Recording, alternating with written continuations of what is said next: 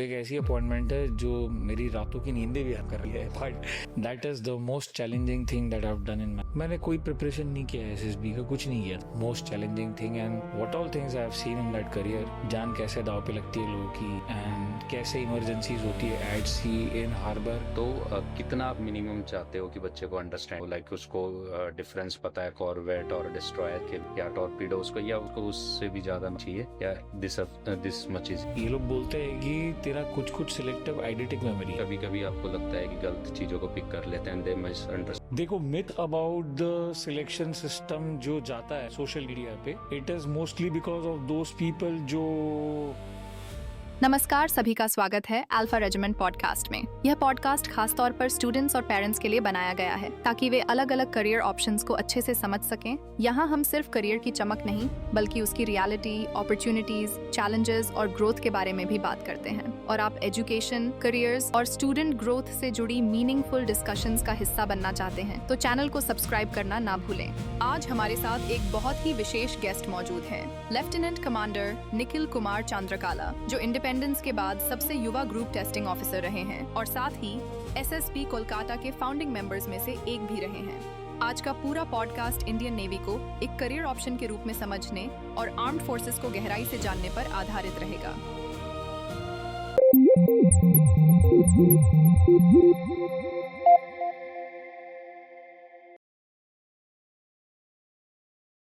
Hi sir, how are you? I am all good, how are you? I'm also good, and after seeing you, feeling energetic as well. So, sir, you have multiple role played in your life so far. और मैं दो roles में basically ज़्यादा interested हूँ. One is of a navy officer and second of GTO. So we will discuss on the both, and we will begin with the Navy officer's life, their challenges getting to that point that you got selected, and then about the GTO life.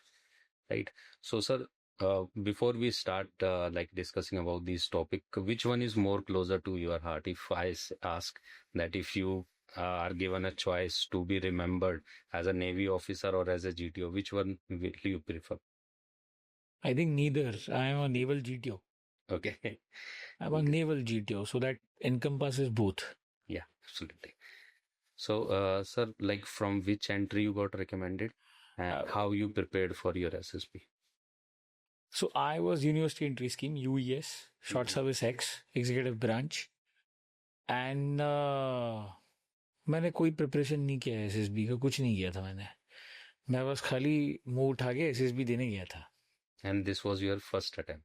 हाँ, मैं एक ही attempt देने गया था, naval selection board Coimbatore, और मैं recommend हो गया, and that's it. Okay, so you were doing BTech, I think, at that time. I was doing, yes, BTech, Bachelor's of Technology in Electrical Engineering, Okay. from NIT Srinagar, National Institute of Technology, Srinagar, JNK. Okay. And what was, although it is way back, but what you remember exactly, what was like the thing which you feel like you performed better that you got recommended? I actually remember my entire SSB. Okay. Sometimes few of my course mates, few of my friends and my family members, ये लोग बोलते हैं कि तेरा कुछ कुछ selective आइडेंटिक memory है। तो मेरे को मेरी एसएसबी बहुत अच्छे से याद है कि क्या हुआ था मेरी एसएसबी में, नेवल एसएसबी में भी एंड आर्मी एसएसबी दोनों में। तो मैं वहाँ पे सिर्फ खाना खाने गया था। आई वॉज लाइक, अच्छे क्वालिटी का खाना मिलेगा, बिकॉज आई वॉज टोल्ड, जो मेरे बाकी के, like I had one engineering coursemate also, he is a serving officer now, he is in SF। तो हम दो ही लोग थे एंड हमारे साथ कुछ एक दो और थे जम्मू के, जिन्हें फौज ज्वाइन करनी थी, एसएसबी के लिए प्रिपेयर कर रहे थे। तो ये मुझे बताता था, ही वॉज अ रिमकोलियन, तो ये मुझे बताता था कि RMC के बाद मैं NDA नहीं गया, मैं इंजीनियरिंग करने आ गया हूँ एंड मैं जाना तो इधर ही है, गोरखास में जाना है, ये है वो है एंड ऑल दैट। तो SSB की सारी कहानियाँ बताता रहता। तो मैं कहा यार झूठ तो नहीं बोल रहा होगा 3 टाइम की रोटी, अच्छा बढ़िया स्वीट डिश वगैरह मिलेगा, खाने पीने में कोई प्रॉब्लम नहीं, रहना वहना इन लोगों की तरफ ही है, और आने आने का पैसा भी देते हैं, और क्या चाहिए भाई, मुफ्त में सब कुछ हो रहा है। तो लिटरली 20 रुपए का फॉर्म, अगर रिटर्न एंट्रीज में देखा जाए तो लाइक जैसे मैंने सीडीएसई भी लिखी थी, क्वालिफाई में कर गया था, लेकिन मैं गया नहीं था एसएसबी देने, बिकॉज मेरा दोनों बार हो गया था university entry scheme navy and 20 US army, तो दोनों में क्लियर हो गया, तो फिर से सीडीएसई क्यों देना है, ठीक है। और वैसे भी 20 यूएस वो आज भी लखपति एंट्री है, वो लखपति एंट्री बोलते हैं आईएमए में। तो if you ask me about my SSB, मैं सिर्फ वहाँ पे हंसी मजाक करने गया था, दोस्त बनाने गया था। मैं ये सोच के नहीं गया था कि रस्सी फट्टा बल्ली होगा, कुछ स्टोरी लिखना पड़ेगा, इंटरव्यूइंग ऑफिसर कुछ क्वेश्चन पूछा होगा, कुछ पीआईक्यू फॉर्म होता है, ये सब मुझे नहीं पता था। एक्चुअली में इफ़ यू आस्क मी, मुझे कुछ नहीं पता था इसके बारे में in detail, the way it is spoken about it today.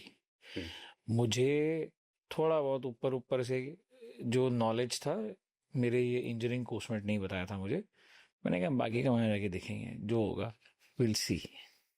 So you feel कि अभी जो आपको ज़्यादा डिटेल में बता दे रहे हैं कोचिंग इंस्टीट्यूट या फिर किसी भी ऑनलाइन सोर्सेज से, that is backfiring the aspirant? अगर ये इंफॉर्मेशन उन लोगों से आता है जो ना एसएसबी के मेंबर थे कभी, सर्विसेज सिलेक्शन बोर्ड के, ना ही कोई डीआईपीआर का कोर्स किया है, अगर ये इंफॉर्मेशन उनके द्वारा आता है तो वो मार्केट में मिथ पैदा करता है। इसीलिए अब रिक्वायरमेंट ये है कि कोई तो हो जो डिफरेंशिएट करके बताए कि सही क्या है और गलत क्या है।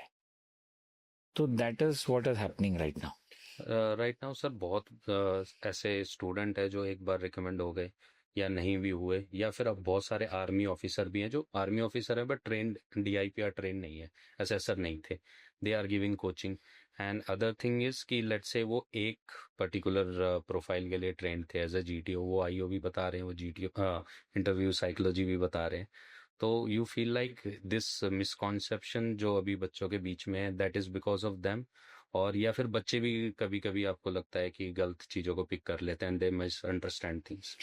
देखो, myth about the selection system जो जाता है सोशल मीडिया पे, it is mostly because of those people जो अपने आप ही, किसी ने एकेडमी चला दी because I was previously recommended, तो आई विल टेल यू कि कैसे एसएसपी में करना है।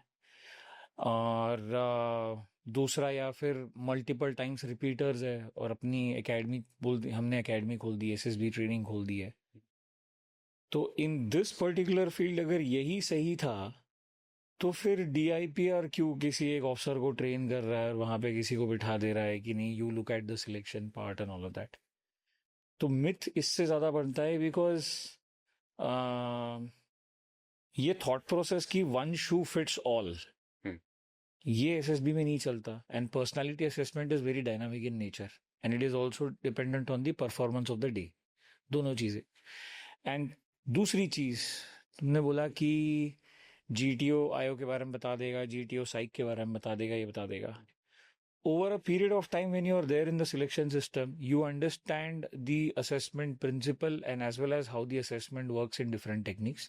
That's number one. Number two, कायदे कानून के हिसाब से as per rules, regulations and force, cross training होता है, मतलब क्रॉस डिसिप्लिन अटैचमेंट होता है, ताकि तुम्हें पता चले कि दूसरी टेक्निक से असेसमेंट होता कैसे है।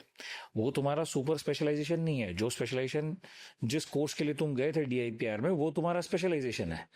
लेकिन as an under trainee GTO मैं जाके सीखूंगा, मुझे पता चलेगा कि भाई मेरा एक अटैचमेंट होगा 2 दिन का, 4 दिन का, 5 दिन का, डिपेंडिंग अपॉन मैं कौन से सेंटर में, कौन से बोर्ड में अपनी ओजेटी के लिए जा रहा हूँ, ऑन द जॉब ट्रेनिंग के लिए। मुझे पता चलेगा कि हाँ यार क्या है, कैसे होता है assessment and all that. And interview के साथ भी, तुम किसी मॉक इंटरव्यू में बैठ रहे हो, 2-3 मॉक इंटरव्यूज में बैठ गए, देख लिया कैसे होता है, क्या होता है, तो वो बता भी देगा तुम्हें। Finally at the end of the day, तीनों technique is psychometric evaluation of your personality. तो variably, invariably, all of them are trained in military psychology, military leadership, attributes of military leadership, जिसको ऑफिसर क्वालिटीज हम बोलते हैं। तो तीनों assessors को आपस की टेक्निक के बारे में थोड़ा बहुत नॉलेज तो होता ही है, ऐसा नहीं है कि नहीं होता है। सर, आपको कोई स्टूडेंट मिले जो आपको समझ में आ जाए, कोच किया हुआ बच्चा है, right, but he is doing okay type, right? तो will you consider him for recommendation, और आपको इससे प्रॉब्लम है कि ये ट्रेंड होके आया है, जो ये आइडियाज दे रहा है वो इसके ओरिजिनल नहीं है, he is train for that, so उसका इम्पैक्ट होता है? वो मेरे को क्या, कंट्री के किसी भी असेसर को कोई तकलीफ नहीं है, क्योंकि ये हम लोग अपने इंस्ट्रक्शंस में ही बोलते हैं कि before taking any kind of, sorry rather, just like you prepared for different competitive examinations in your life, let's say JEE or CSAT or anything, you must have taken some kind of help, guidance, coaching from somewhere. So even before coming to the board, you must have taken some kind of help, guidance from somewhere, and there's nothing wrong with that. In fact, it's a healthy tendency. ये तो हम वैसे ही बोलते हैं अपने instructions में। तो मुझे कोई प्रॉब्लम नहीं है कि उसने कोचिंग ली है नहीं ली है, उससे कोई फर्क नहीं पड़ता। It is the acid test of the assessor to disguise originality from something which is being faked on the ground. इसी को बोलते हैं DIPR trained SSB assessor and any other kind of an SSB teacher in the market. Sir, DIPR training exactly कितने duration की होती है, कैसे होती है? उसमें एग्जैक्टली क्या लोग आप ऐसा सीखते हो कि एक नॉर्मल ऑफिसर से now you are able to normal people into officer?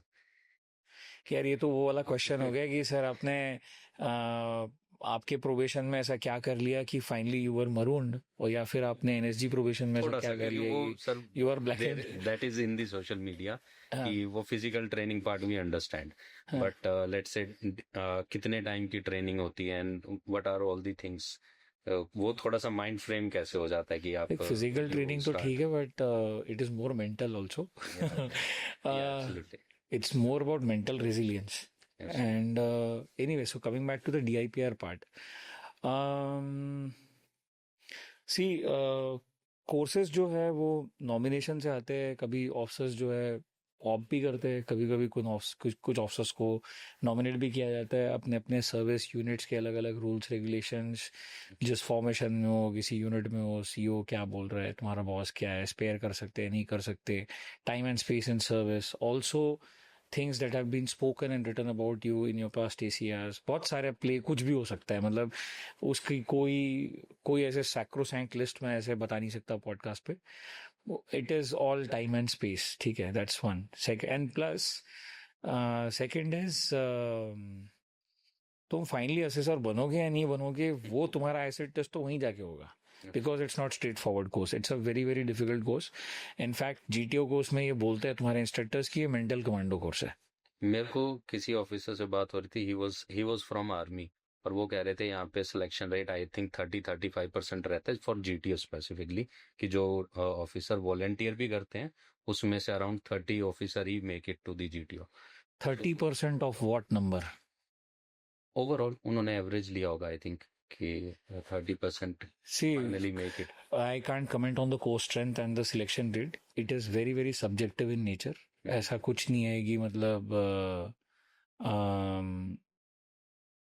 वहाँ पे भी एक वो मिनिमम QR रिक्वायरमेंट है असेसर बनने का, उसके भी अपने अपने टेस्ट है, अपने अपने एग्जाम्स है, और वहाँ पे भी इंटरनल बोर्ड होगा। फिर भी एक रफ आइडिया आपके अकॉर्डिंग की सिंपल सा कि हर ऑफिसर जो वॉलंटियर करता है वो नहीं बनता नहीं बनता ये, because at the end of the day correct behaviour manifestation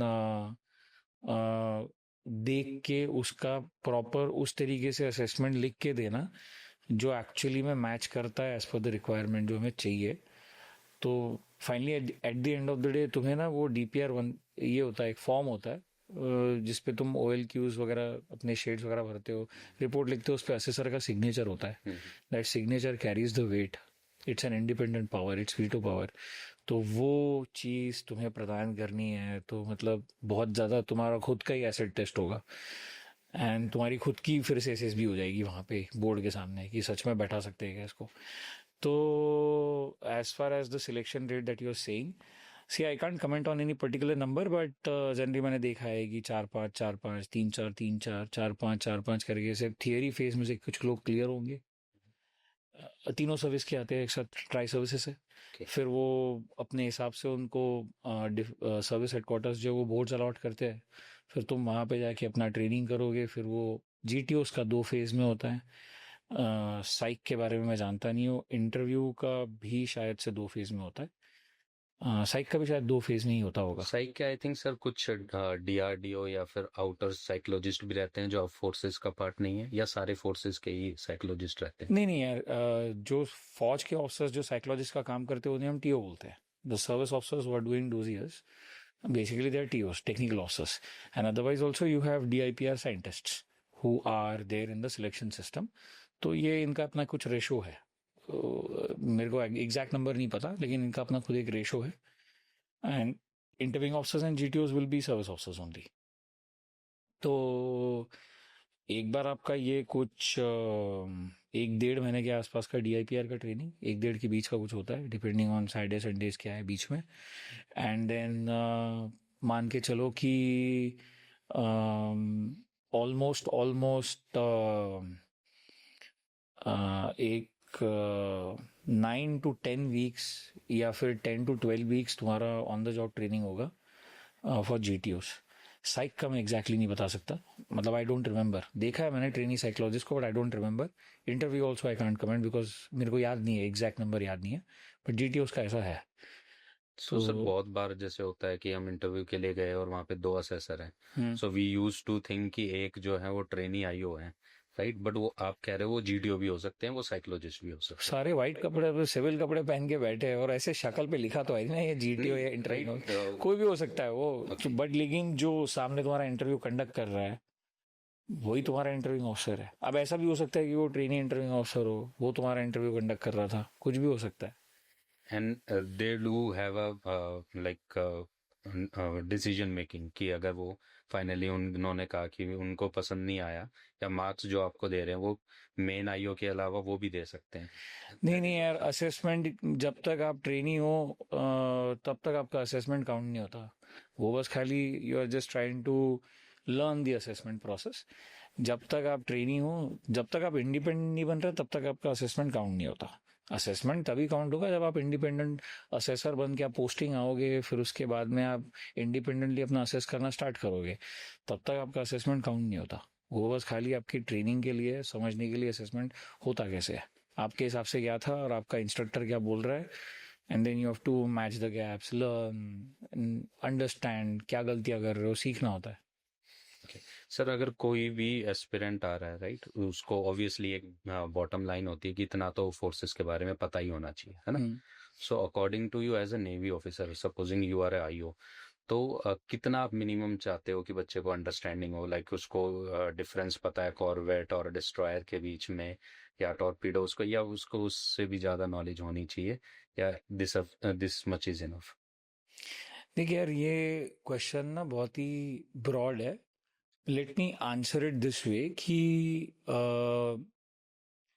आप फौज में आ रहे हो इसलिए फौज के बारे में आपको पता होना चाहिए, या भारत के नागरिक हो इसलिए आपको आपकी देश की सशस्त्र सेनाओं के बारे में पता होना चाहिए। It is like this. तो मैं ये नहीं बोल रहा हूँ कि आपको फौज के बारे में सब कुछ पता होगा तो आप रिकमेंड हो जाओगे, ऐसा नहीं है। It's a test of personality. But आप भारत के नागरिक हो, थोड़ा बहुत तो पता होगा यार फौज के बारे में, कुछ तो जानते होंगे कि फौज एग्जैक्टली करती क्या है, क्या उसके रोल्स है, क्या उसकी ड्यूटीज है। फॉर एग्जांपल नौसेना की बात कर लूँ तो नौसेना के 7 संदेश क्या है। INBR 8 Indian navy book of reference सरकार ने, मिनिस्ट्री ऑफ डिफेंस ने, नौसेना ने ये किताब देशवासियों के लिए तो बनाई है, available for free of cost download के लिए, समझने के लिए कि हमारी काम क्या है, what are are different roles of the navy. तो ये तो बेसिक चीज है। It is just situational awareness along with current affairs. तो दैट मच इज एक्सपेक्टेड। मतलब अगर मैं पूछना चाहूंगा कि XYZ फलाना सिंगर का कौन सा नया सॉन्ग आया है, तो ये तुम्हें पहले पता होगा। लेकिन यही चीज मैं फलाना क्या चीज चल रहा है, किसी एक सम स्ट्रेटेजिक चीज जो इंडिया को अफेक्ट कर सकती है, उसके बारे में फलाना क्या चीज चल रही है इधर उधर, उसके बारे में अगर कोई पूछ लूंगा तो उसके बारे में नहीं पता। This is the difference. तो ऐसा कुछ नहीं है कि ये पता होना चाहिए और वो पता नहीं होना चाहिए। I am just looking at something which is called as healthy curiosity, and कौन से डायरेक्शन में है हेल्दी क्यूरियोसिटी। कौन सी ऐसी क्वालिटी, बिकॉज सर ऑयल क्यों सब एस्पिरेंट को पता है, उनको ये भी पता है कि these are trainable, these are not trainable, थोड़ा बहुत चलता है इसमें। But according to you one एक ऑयल क्यू जो आपको सबसे ज्यादा अच्छी लगती है एज ए जीटीओ अगर किसी एस्पिरेंट में दिखती है, and what are the different test जहां से आप वो पता लगाते हैं? देखो, पहली बात तो ऑफसलाइक क्वालिटीज ना, ऐसा नहीं है कि तुम में है मेरे में नहीं है और सामने जो दर्शक है उनमें नहीं है। ऑफसलाइक क्वालिटीज, मेरा ऐसा मानना है एज एन असेसर, 9 साल हो गए मेरे को, 2017 में जीटीओ बना था मैं। तो ऑफसर लाइक क्वालिटीज पर्सनालिटी को इंटरप्रेट करने का एक तरीका है, जैसे स्टैंडर्डाइज पर्सनालिटी इन्वेंटरीज है। तो वैसे मेरा ऐसा मानना है as an assessor, it's just a method to interpret your personality. Shades है कुछ, 1 बीइंग हाईएस्ट, 10 बीइंग लोएस्ट। तो अगर मैं इस पे आपका आपका अगर मैं स्पेक्ट्रम प्लॉट कर दूंगा तो मुझे पता चल जाएगा किस प्रकार के व्यक्ति आप हो। अब आपने पूछा मेरी सबसे अच्छी मतलब favourite quality, this quality that quality, ऐसा कुछ है नहीं, फेवरेटिज्म तो नहीं है। बट मैं इंसान में 2 चीज़ें देखने की कोशिश करता हूँ आज के डेट में। आज के डेट में या हमेशा से, चाहे मैं तब मैं जीटीओ था भी नहीं, जब मैं जीटीओ नहीं था तब भी मैं 2 चीज़ देखने की कोशिश करता था, अपने सबॉर्डिनेट ऑफिसर्स में भी, अपने जवान भी हो गए, कुछ भी। One thing is how you can think outside the box. How much can you think outside the box? How much can you think through first principles? What is your design thinking? Finally, it translates into something which is called as effective intelligence or practical intelligence. That's number 1. Number 2 is sense of responsibility. तुम्हारा ownership कितना है? Extreme ownership 2 चीजें देखने की कोशिश करता हूं मैं। ओके सर, जब आप जीटीओ से पहले नेवी में तो आप एडीसी भी रहे, राइट? उससे पहले कुछ और रोल आपने भी किए, तो which was the best role? और वो थोड़ा सा ग्लिम्स आप दे सकें कि एग्जैक्टली शिप पे आप थे तो क्या रोल था and what responsibility you had? देख, जीटीओ बनने से पहले I was immediately before the GTO thing came in my life, the course came in my life, I was commanding. I was CEO of INISV Tango 15, and I was squadron commander of 81st ISV Squadron. And by virtue of being the senior most squadron commander of the 3 squadrons, I was the senior officer of ISVs West. And I'll never forget that appointment in my life. वो एक ऐसी appointment है जो मेरी रातों की नींदें भी हराम कर रखी है, but that is the most challenging thing that I have done in my life, most challenging thing. And what all things I have seen in that career, जान कैसे दाव पे लगती है लोगों की, एंड कैसे इमरजेंसीज होती है एट सी, इन हार्बर में भी इमरजेंसी हो सकती है, कुछ भी हो सकता है। तो I have seen lot in that appointment, and I think that appointment has shaped me as a human being, as a different person. मेरा पर्सपेक्टिव चेंज हो गया बहुत सारी चीज़ों को लेकर के। सर, आप यूएस एंट्री से आपका रिकमेंडेशन हुआ था, that is a permanent commission? No, that was short service, US short service X, US SSC X. Okay, I think army US is a permanent commission, और यस, ओके, दैट्स करेक्ट। या ये तो specifically था कि US SSC X, okay, short service X. right now I think this entry is not continued. Yeah, it's there. Short service executive branch is there. Direct entry. Yeah. But in army, I think, or in air force, they are dropped down, right? So now they call it as SSC Tech, Non-Tech और TGC.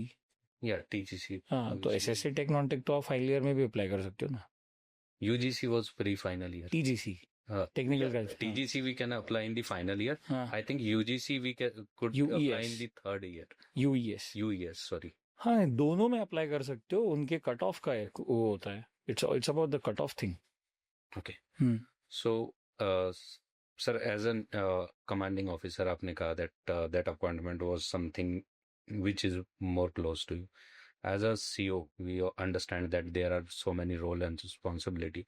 But on the ship, like, what are your normal day routine when ship is sailing, right? Like, what are your like missions you are into in a peace time, and what are your exercises and all? I understand army a little bit more, but I am curious about to know about the navy. ठीक है, this immediate support vessel squadron of the navy ये इसलिए बनाया गया था to defend the ODA, oil field exploration areas जो है, ODA oil field development area on the western seaboard. The job of the squadron is to protect the ODA, or rather address anything and everything that happens in the ODA. That is the primary and actually the role and the objective of the squadron. And peacetime, see, you are actually keeping a check on nothing untoward or a non-state actor enters the ODA, or even if they enter, then something cannot go south. Because if anything untoward were to happen in ODA, then it's a very big loss to national, asset. Because वहाँ से आप, it's the Energy ODA, supply, yes. energy supply chain, see underwater pipelines, underwater cables, data transmission, XYZ, बहुत सारी चीज़ें वहाँ पे, तो वो बहुत बड़ा नेशनल डिजास्टर हो सकता है. तो that is a very huge responsibility, and primarily for the mother processing platforms. You're closer to that, mother processing platforms. So that is the general role of the ISVs. Okay. Sir, we see that the Indian Coast Guard works very closely with the Indian Navy, and that's why they are also in the Defense Ministry, right? So, like Indian Coast Guard is like securing our asset in the like territorial water only, or they go international waters, or how is the responsibility divided? Okay, so Coast Guard में क्या है कि one thing is smuggling, poaching, anti-poaching mission smuggling, and then fire at sea, fire help at sea. Let's say some merchant ship is in some kind of an emergency, तो वहाँ पे ऐसा नहीं है कि naval ships नहीं जाएंगे. If requested, तो duty ready ships जा सकती है. But that's their primary role and responsibility. Navy is a more blue water Navy focused organization. Also depends on the kind of equipment, sensors, underwater sensors, and surface sensors that you have on board the ship. So that also defines the capability of the ship, and then the manpower which is trained to operate that kind of equipment. तो primary difference वहीं पे है, जो फिर उनके division of duties of the services ना, वो उनके एक्ट में भी लिखा हुआ है कि आप क्या क्या करोगे पीस टाइम में, आप क्या क्या करोगे पीस टाइम में, रोल टाइम में, वॉर टाइम में आपका क्या मिशन है, आपका क्या रोल्स होगा. तो coast guard is more in that direction. One of the things that these guys do is वो ऑलिवर रिडली टर्टल्स का पोचिंग का एंटी पोचिंग मिशन, और rather that operation is one of the biggest responsibilities for the Coast Guard, Eastern Sector. Okay. Sir, you were in GTO in the Navy, but let's say from your experience, want to understand, let's say you are a GTO or IO in the Indian Army, and one aspirant is coming who have a technical degree, BTech, right? But coming for one ground duty, right? So in that scenario, like if he is not good with his core subject, that's fine. Or you think that he should be good in his core subject, or if coming for technical entry, तो दोनों में light से उसकी technical knowledge matter करती है, या फिर I will simply see that you are not good with your technical stuff, so you are not a like say all OLQ में लैकिंग है because you are not responsible in your college. Technical knowledge का तो officer like qualities के साथ कोई relation नहीं है ना यहाँ पे. टेक्निकल नॉलेज जो एंट्री एज वेल, हाँ, वहाँ पे उसका OLQ और rather SSB is a test of your personality. But the kind of questions that are thrown at the person, at the candidate by the interviewing officer, is to check exactly क्या depth है, कितने depth तक ये घुसा है अंदर. That's what I want. हाँ कि बट इसका मतलब ये नहीं होता कि एक क्वेश्चन पे ही मैं किसी को अपना एक जजमेंट बना लूंगा कि मेरे को उसको रेकमेंड करना है या उसको नहीं करना है. See, recommendation, or rather the path which you have to traverse to actually finally get recommended, it's an integration of multiple tests and tasks, and that multiple behavior manifestations that assessors are noting down for the duration of your assessment during the stay. 5 के 5 दिन मतलब 120 घंटे का assessment नहीं है. Assessment चंद घंटों का ही है. उतनी देर जब आप टेस्ट में हो या किसी टास्क में हो, तो वहां पे वो असेसर्स तुम्हारे बिहेवियर मैनिफेस्टेशंस देखता रहता है और वो कंपेयर करता रहता है मिनिमम एक्सेप्टेबल लेवल के साथ में. अभी टेक्निकल नॉलेज नहीं है, एकदम ही मतलब लो ग्रेड का है या पुअर है, तो खाली उसी रीजन के लिए इसको रिकमेंड नहीं करेंगे, ये बोलना गलत है. और रादर ये इनवैलिड लगता है मुझे बोलना, because it has to be correlated with lot of things. And 4 साल की इंजीनियरिंग डिग्री को मैं 4 क्वेश्चंस में या 14 क्वेश्चंस में कैसे तोल सकता हूँ यार. 4 साल इंजीनियरिंग डिग्री, एक सेमेस्टर के ऑन एन एवरेज 6-7 सब्जेक्ट्स तो होंगे. तो 56 से 60 सब्जेक्ट्स पढ़ के आया वो बच्चा, एंड मैं खुद इंजीनियर हूँ यार. तो वो 14 क्वेश्चन में ये तोल लेगा मतलब एसिड टेस्ट में कि हाँ यार इसको तो इंजीनियरिंग आती और नहीं आती. Many aspirant have this questions कि सर बाकी सब कुछ सही है बट इंजीनियरिंग में उतना ये अच्छा मिथ क्वेश्चन है। नहीं निकाल पाते। On the spot, on the moment, अगर आपको मैंने स्पॉट में डाल दिया ना फ्लैश लाइट में, जैसे तूने यहाँ बिठा दिया मुझे, तो वो उस क्वेश्चन का आंसर अगर नहीं दे पाता है तो that shows confidence, that shows inquiring attitude, that shows effective intelligence, that shows your presence of mind. There are lot of things, attributes of personality ही है। लेकिन सेम क्वेश्चन जो इंटरव्यू, मान लेते हैं for example, through me a technical question, क्या पूछा है इलेक्ट्रिकल इंजीनियर को, क्या पूछा है interview officer? Maybe difference between radar and sonar. Radar and sonar is Too again basic, but yeah. नहीं, it's very okay. Let's say electrical engineer है ना, Yeah. okay, what is the difference between a motor and a generator? Yeah. तो I am saying कि अगर यही question मुझे theoretically with physics and with mathematics मेरे को अगर पेपर पे एक्सप्लेन करना है, एक इलेक्ट्रिकल इंजीनियर को, उसको मालूम है कि यार ये आ सकता है question, electrical machines third semester में पढ़ाते, इलेक्ट्रिकल मशीन्स 101, तो मेरे को याद रहना चाहिए, वो प्रॉपर पढ़ के जाएगा, करके जाएगा, प्रॉपर आंसर भी लिख के आएगा, 4 में से 4, 10 में से 10 नंबर भी आएंगे उसके अपने डिपार्टमेंट में। वहां पे he is frozen, that guy gets, you know, he freezes. ये कुछ और पर्सनालिटी एट्रीब्यूट्स को चेक करने वाली चीजें है, ये तुम्हारा टेक्निकल नॉलेज को ही लेकर के स्पेसिफिक चीज नहीं है। सो सर व्हेन जब जीटीओ चल रहा है, राइट, सो वहाँ पे एक बच्चों में मिथ रहता है फिजिकल फिटनेस का कि they need to be ultra fit, right, they are able to do all the individual obstacle task, they are very good in the like all the PGT and all task. So is that true और you are checking some other things there as well? I don't think that it is just ultra fit. Ultra human नहीं है, ultra human की rings है, ultra human नहीं है वो, ultra fit नहीं है। It is more about your body limb coordination, but some amount of physical fitness is definitely required. अगर जेआई भी पढ़ोगे अपना, तो जेआई में लिख के आता है कि this amount of physical fitness और that level of physical fitness you must have before joining the training academy, तो वहां पे लिखा होता है जेआई में। तो same thing, it's about your body limb coordination. मेरे हिसाब से एज अ जीटीओ जब मैं देख रहा हूँ किसी को, इंडिविजुअल ऑब्स्टिकल्स में देख रहा हूँ या ग्रुप ऑब्स्टिकल रेस में देख रहा हूँ, ये पर्सन ऐसा तो नहीं है कि अपने कंफर्ट जोन के बाहर में, अगर मैंने फोर्स किया इसको, मतलब अपने खुद के इंडिविजुअल के कंफर्ट जोन के बाहर ऑपरेट करने के लिए अगर मैंने स्ट्रेस का रेगुलेटर बढ़ाया, तो ये अपने आप के लिए भी डिट्रीमेंटल है और अपने इर्द गिर्द जो लोग हैं उनके ऊपर भी डिट्रीमेंटल है। कहीं ऐसा तो नहीं है, मुझे ये चीज पहले देखना होता है। फिजिकल फिटनेस, तुम्हारा स्टैमिना, तुम्हारा फिजिकल स्टैमिना, तुम्हारा मेंटल स्टैमिना, ये सब तो मुझे दिखता ही है।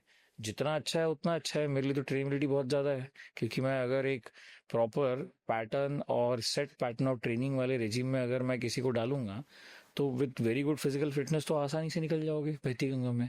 That is very good for me. But मेरे लिए ये चेक करना ज़्यादा इंपॉर्टेंट होता है। ये कैसे चेक करते हैं ये सिर्फ जीटीए को ही पता है।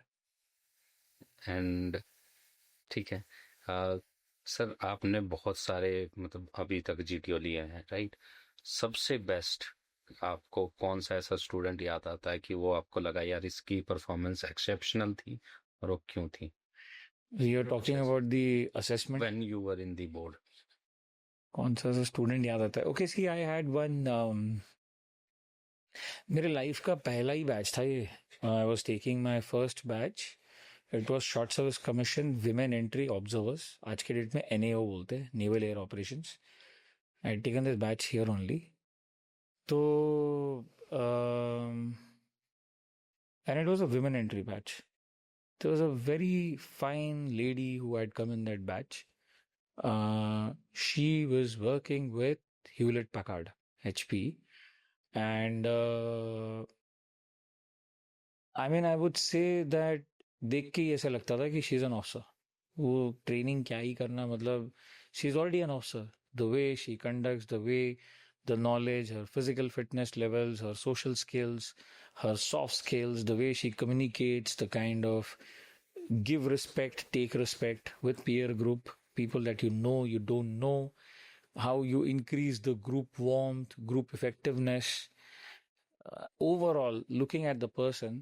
And not only just me, मेरी लाइफ की पहली conference, and I was like कि the kind of assessment that I've done for this lady, let's see, I was actually being tested by myself. I am testing myself.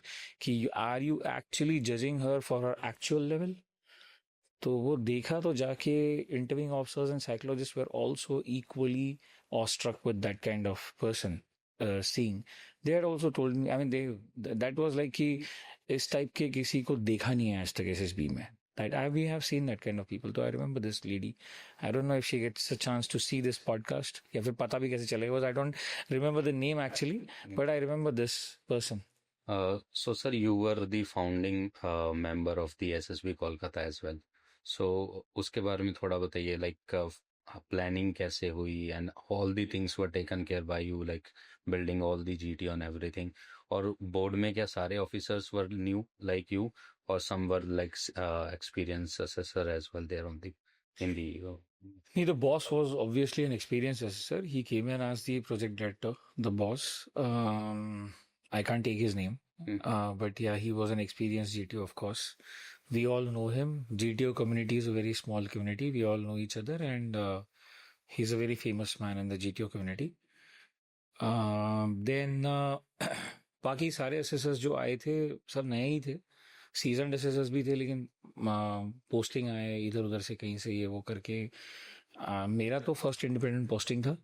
मेरे साथ साथ और जो बाकी GTOs आए एक दो, वो सबका अपना अपना कोर्स खत्म करके it was the first posting for them. In fact, most of the assessors except for the IOs थोड़ा इधर उधर से कहीं से आए थे. And the project director, the initial जिन्होंने स्टार्ट किया, वो तो बहुत ही सीजन GTO थे वो. तो it took almost 17 months in the record time. 17 months में फैसिलिटी को खड़े करके आप उसको कमीशन कर दो. मतलब आपके पास में टेस्टिंग मेथोडोलॉजीज इन प्लेस है, टेस्टिंग इक्विपमेंट इन प्लेस है, सारे के सारे you have followed the entire technical directives which are given to you by the DIPR कि बोर्ड कैसे बनता है. Then यार बच्चे आएंगे, उनका लॉजिस्टिक्स, रहना खाना पीना राशन, उनका mash, then perimeter security and lot of things, Adam and logistics and all that. तो सारा कुछ करने में it took almost 17 months. Okay, and what was the strength initially? पहले तो 2, 3, 4 ऑफिसर थे बस. अच्छा, तो उसके how बाद many candidate used to call for the नहीं, जब तक बोर्ड कमीशन नहीं हुआ, जब तक पूरा स्ट्रेंथ ऑफ असेसर्स नहीं आया, तब तक कोई SSB कंडक्ट नहीं हुआ वहाँ पे. पहले बोर्ड कमीशन भी तो करना पड़ेगा. You are starting the facility officially. It was commissioned by admiral Sunil Lamba. तो उसके बाद ही फिर the batches will start coming in. So you served there for I think 2 years in the almost 2 years. पता नहीं, मैंने आपसे डायरेक्टली सुना था कि किसी वीडियो में आपके देखा था. You were saying कि GTO is not about fatta and balli, right? So I have come across 2 officers in my life. One was the psychologist. His name was Lieutenant Colonel Jaya Kumar Sir. He is professor in IIT Madras right now. So जब मैंने उनसे कहा psychology के लिए, बोला रविंदर मैं एक line में कह देता हूँ, psychology is of a single line. मैंने कहा सर क्या? तो कहते हैं बी नेचुरल, राइट? तो आप कह रहे हो फट्टा बल्ली की जरूरत नहीं है, वो कह रहे हैं बी नेचुरल. सो कंक्लूजन इसका क्या हो सकता है? That we should not take SSB preparation, वो डायरेक्टली ना करें, rather we focus on our soft skill और those things and knowing more about the exams, their marks and how they get analysed. All those things are distraction in your opinion as a. Exam marks क्या होता है ये सब जान के क्या ही कर लोगे, और वैसे कोई बताएगा भी नहीं मार्क्स वार्क्स कैसे देते हैं क्या देते हैं SSB में. आई डोंट थिंक इंडिया में कोई एसेसर ये सब बोलेगा. अगर किसी ने बोला telling that this is of this much marks, 900 marks and all those things, वो तो जो वो थोड़ा बहुत पता है, लेकिन एक्चुअली मार्किंग स्कीम क्या है आई डोंट थिंक कोई बोलेगा. ये मैंने ना किसी को सुना है, ना मैंने आज तक कभी बोला है. अगर किसी ने बोला होगा तो, और जो मुझे नहीं पता, शायद किसी और को पता होगा जनता में, तो प्लीज मुझे बताना ऐसा. But is there any oath or something like when you pass out of the IPR is given to you that you will not disclose this? देखिए यार, मैं बोलूंगा ना, किसी ने बोला नहीं बोला, OSA एप्लीकेबल है मेरे लिए, ऑफिशियल सीक्रेट्स एक्ट एप्लीकेबल है. मुझे बच्चों को इस काबिल तक बनाना है कि जब वो अपने आप को बोर्ड के सामने प्रेजेंट करेंगे तो बोर्ड को लगना चाहिए कि इस बच्चे को मैं PCTA pre commissioning training academy में भेज सकता हूँ as per the entry, as per the trainability factors. इतना लगना चाहिए। उस बच्चे को ये थोड़ी ना पता करना है कि GTO क्या सोचता है, GTO कैसे बनेंगे, साइकोलॉजिस्ट क्या सोचता है। वो तो तुम सर्विस में आ जाओ खुद, जब अगर तुम्हारे तारे सितारों में लिखा होगा तुम GTO बन जाओगे उस जमाने में, I आगे come जाके across फ्यूचर में। one candidate. He was preparing for NDA. तो उसने कहा कि सर मेरे को एग्जैक्टली पता करके बताओ, सैगल सर से पूछ के, कि which book they read for to become the IO, right? तो this is A level student are curious about, right sir? In air force like there is a fighter pilot, है ना? एवरीवन एस्पायर कि वो top most है। Army में people thinks of para, कि para में जाना है, दैट इज समथिंग। नेवी में ऐसी कौन सी फील्ड है? इज दिस लाइक सबमरीन और Marcos, which generally officer Aspire for? यार तीनों अपने अपने वो है कि सबमरीन में जाना है तो it is service most silent. मतलब सबमरीनर्स का एक पॉडकास्ट है मेरे कोर्समेट के साथ ही है, clink the glasses sink the ships. उसमें वो बोलता भी है कि एक कोने में कमरे में कहीं पे तुम्हें दिखेंगे दो चार ऐसे भूखे नंगे ऐसे लोग कहीं बैठे कॉर्नर में अपना ही थोड़ा सा मचा के बैठे हुए हैं, रम वम पी रहे, पक्का सबमरीनर्स ही होंगे। एक्स्ट्रा स्पेशल सर्विस है इन लोगों की। तो you need to have that kind of mindset that claustrophobia is not going to hit you. तो वो माइंडसेट चाहिए सबमरीन के लिए। And whatever you do, escalation matrix में कहीं पे भी जा सकता है, वॉर में और ऑपरेशंस में। Submarine is next level. You really need to be खुद पे काबू ना बहुत स्ट्रांग चाहिए, सबमरीनर ऐसे नहीं बन सकते। एंड सेकेंड इज मार्कोस का एक अपना अलग चार्म है, प्लस उनका ऐसा पैरा की तरह प्रोबेशन वाला सीन नहीं है, वो पूरा कोर्स करना पड़ता है and that course last for long. अभी क्या रूल्स रेगुलेशन है मुझे नहीं पता, लेटेस्ट क्या चल रहा होगा, लेकिन इट वाज 8-9 मंथ्स चलता था CD मार्को कोर्स। और तुम उसमें से एक भी कोर्स फेल नहीं कर सकते, उसमें इतने सारे जो कोर्सेज होते हैं उसके बाद ही मार्को बनोगे, ऐसे नहीं बनते मार्को। एंड एविएशन तो ऑफ कोर्स यार, टॉप गन, सबको फाइटर पायलट ही बनना है। नेवी में पायलट बनना है, फाइटर पायलट बनना है, टॉप गन। तो that is there, but again navy is all about ships. तो surface navy it's about that only.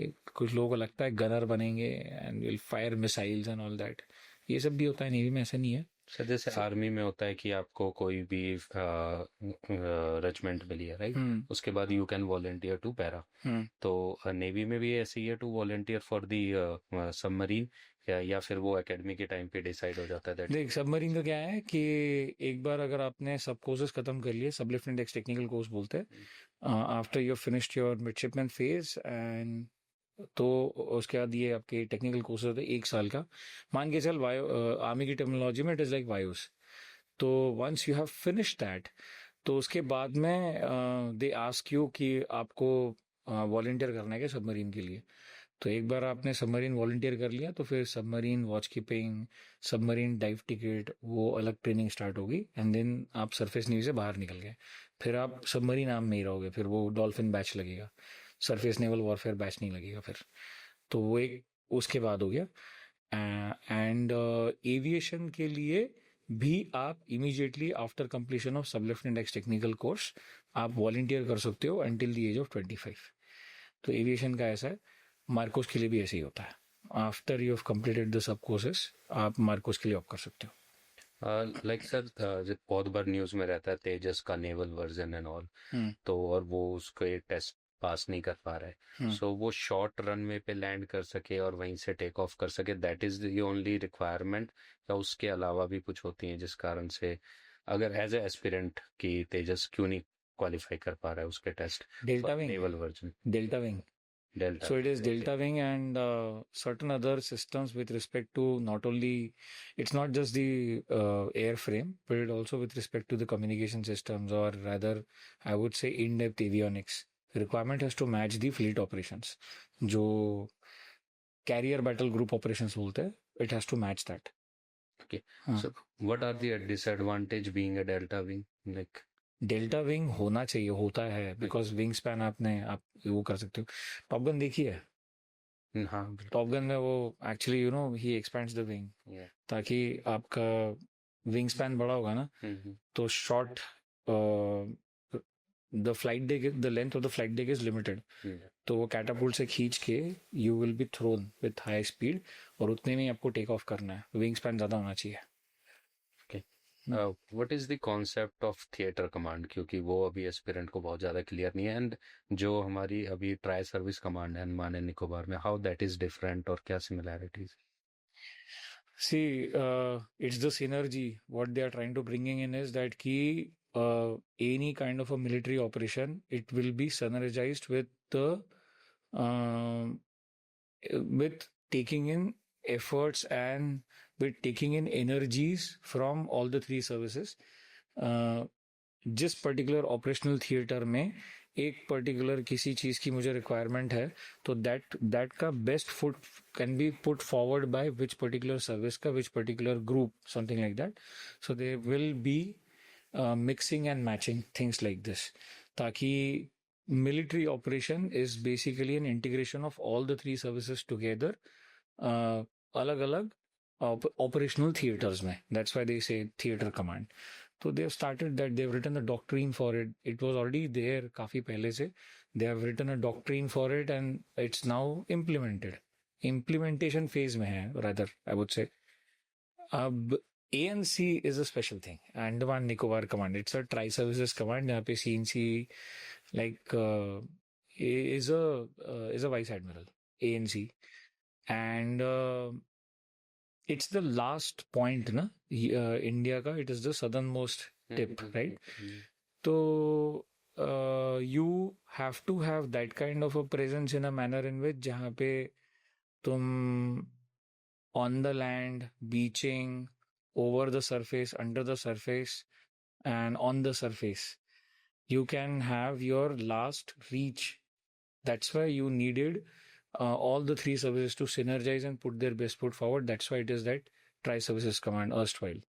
वैसे तो I think that becomes that becomes like a reference point for the larger implementation of the theater command. This is my personal observation, sir, that it can be wrong, but when it comes to new weapons, when it comes to new resources, if any force is getting at top of it, it's Navy, right? I think Indian government is focusing more on the Navy in modernization and all those things, because every second day we listen that we have a new ships just rolling out, new submarines rolling out.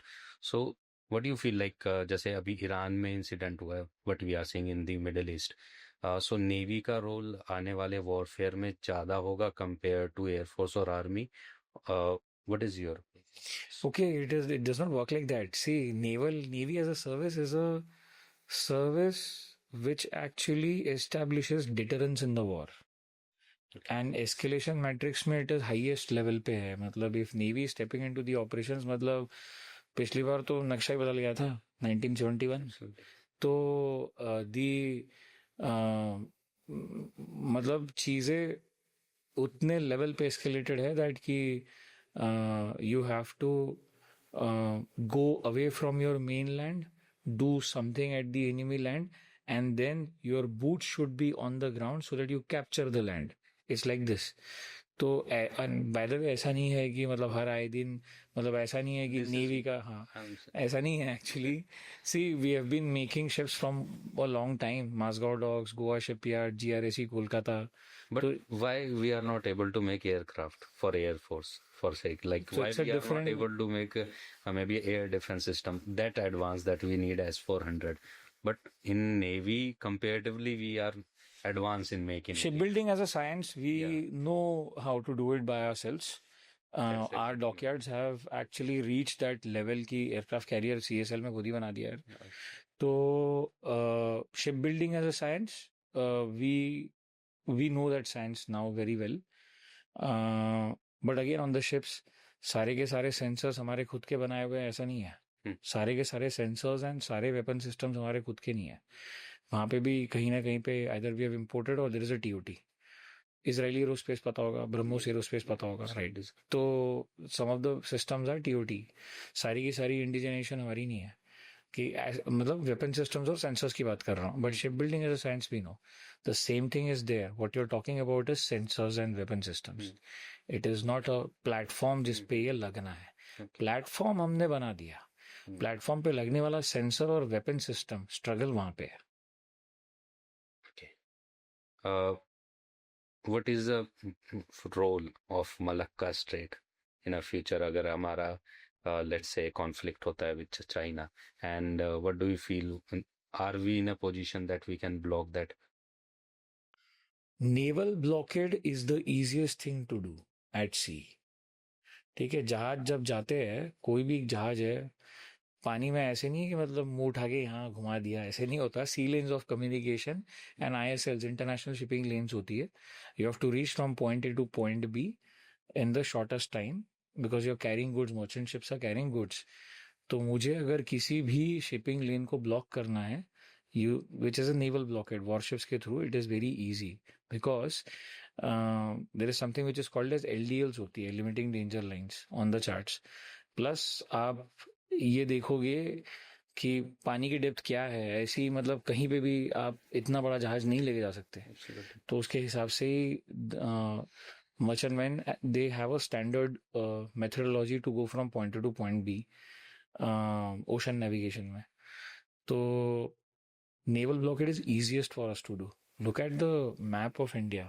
ठीक है, we are here, suppose this is a map of India and ये this is Sri Lanka and suppose this is Africa and this is now your Southeast Asian countries. तो यहाँ से यहाँ जाना है तो यहाँ से राउंड अबाउट लेके तो जाना पड़ेगा। Absolutely. तो that तो I can anytime choke. It is the easiest thing for us to do. That is the beauty of Indian subcontinent. The way we are sitting, we can actually control every goddamn thing. At least in Indian Ocean. Indian Ocean region, IOR.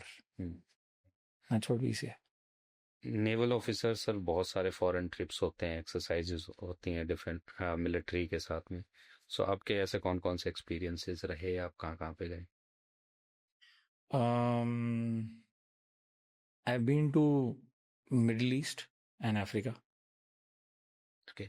सो वो regular like operations होते थे या कैसे normal visit होती थी, exercises थे? Bilateral visits and exercises and peacekeeping missions बोलते हैं।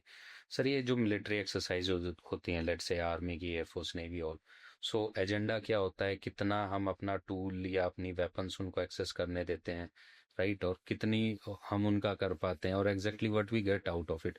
Because if we are taking our let's say Rafale and their pilot is flying that, so they will get idea that what weapon do we carry, so how we secure that? जब bilateral exercises या फिर जो आप बता रहे हो ऐसा कुछ होता है, तो हम लोग ऑपरेशनल सिनर्जी एस्टेब्लिश पहले करने की कोशिश करते हैं। We want to establish operational synergy first and we want to understand how are you going to exploit a particular equipment in different theatre of operations, ये समझने की कोशिश करते हैं। प्लस अपने एक दूसरे के दौर तरीके जानने की कोशिश करते हैं कि आप होते तो क्या करते, हम होते तो क्या करते, ताकि हम एक दूसरे से सीख सके। So it is like P2P, peer to peer learning है ये, इसलिए ये करते हैं विद फ्रेंडली फॉरेन कंट्रीज। इसमें डिस्क्लोजर और वो सब चीज़ें नहीं है। एज अ सिविलियन, प्रोसेसेस समझना है, प्रोसेसेस समझना है। बनाया आपने है, आप इसको कैसे इस्तेमाल कर रहे हो, आपका क्या अनुमान है, क्या ब्रेकिंग लिमिट्स हो सकती है, क्या लिमिट तक इसको खींच सकते हैं, कैसे एयरफ्रेम बिहेव करेगा, अगर पर्टिकुलर किसी ऑपरेशन में जाना है तो how am I suppose to exploit this one particular equipment with this one particular weapon. ये सब के नोट्स एक्सचेंज होते हैं, एक दूसरे से सीखना होता है ये सब चीज़ें। That's exactly what you do in terms of naval operations also. एक दूसरे से सीखते हैं, कम्युनिकेट कैसे करते हो, आपके कम्युनिकेशन करने के तरीके क्या है, हमारे तरीके क्या है, एंड देन फिर उसका एक स्टैंडर्डाइज तरीका बनाया जाता है। आप वेपन सिस्टम्स फायर कर रहे हो, lot of firing happens at sea also, तो आप कैसे कर रहे हो, हम कैसे कर रहे हैं, टारगेट दिए हुए हैं, हमें कैसे टारगेट को ट्रैक करना है, आप कैसे कर रहे हो, आपका इक्विपमेंट कैसे बिहेव कर रहा है डिफरेंट डिफरेंट जोग्राफी में, डिफरेंट डिफरेंट वेदर कंडीशंस में, ये सब चीज़ों के नोट्स एक्सचेंज करके एक दूसरे से सीखना होता है बेस्ट प्रैक्टिसेस, ताकि दोनों का ग्रोथ हो।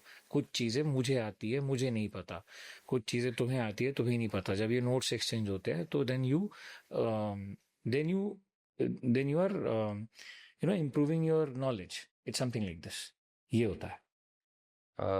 एनडीए के अंदर सर एक एंट्री होती है, Indian army, Indian air force, army, navy, ये तो यहाँ ही नेवल एकेडमी। सो उसका थोड़ा सा ब्रीफिंग बताएं कि एग्जैक्टली वहाँ पे क्या होता है, फिर वो भी ऑफिसर बनते हैं और वो शिप बिल्डिंग में जाते हैं, एग्जैक्टली उनका रोल क्या होता है? And they are part of NTT ना, नेवल ट्रेनिंग टीम। तो एनटीटी में they'll spend their 3 years, they do BSc nautical science, and then 1 year they'll spend in INA. Now latest I think they'll do masters there, and then they'll pass out with regular 10+2 BTech entry and the SS and CDSE GSES officers एक साथ। they are all ex branch officers, सब executive branch है। Okay. हाँ। सो navy officers कितने जाते हैं, कि उनकी अटैचमेंट कितनी रहती है हमारे डॉकयार्ड्स के साथ यहाँ पे जहाँ पे शिप बिल्डिंग हो रही है, और वो कैसे? Okay, see, shipbuilding is a very different domain. Naval constructor, NCW बोलते हैं उसको, नेवल कंस्ट्रक्टर विंग। तो इनफैक्ट एनसीडब्ल्यू में जो ऑफिसर्स जाते हैं आफ्टर 10+2 और rather direct recruitment, SSC naval constructor बोलते हैं। It's a very very specialised field, जिसमें immediately after commissioning you and after your sub lieutenant ex technical courses you'll also go to direct entry वाले जो short service वाले होते हैं, वो IT Delhi जाके अपना 1 years का पोस्ट ग्रेजुएट डिप्लोमा भी करते हैं, ship building and naval design, what ever they call it. Exact नाम मुझे नहीं पता है। I have a podcast with me, मेरे पोस्टमेट के साथ ही है लेफ्टिनेंट कमांडर मनीष कटेला। He is seen humongous amounts of ship launches. 10 साल के करियर में उसने बहुत शिप लॉन्च कर दिए, ships and barges both.